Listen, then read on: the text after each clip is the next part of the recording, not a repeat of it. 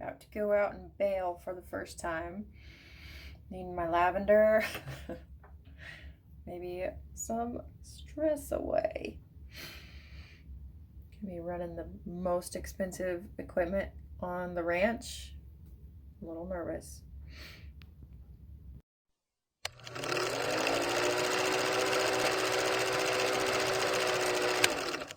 Hey, so in case you guys were curious or wondering how my first Baler experience went, you just have to kind of channel my inner Trump and say it was a huge, huge success.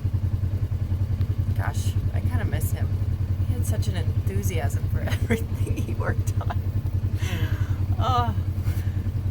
But really, there was this little Jim Carrey dramatic figure in my head the whole time, like freaking out, stressing over all the beeping and watching the rows and the beeping, messing things up. I tell you, it was a little bit stressful. I told myself I wasn't gonna drink this week, but I might have to negotiate that thought. I don't know. Now I'm afraid he's gonna make me do it again. Pray for me.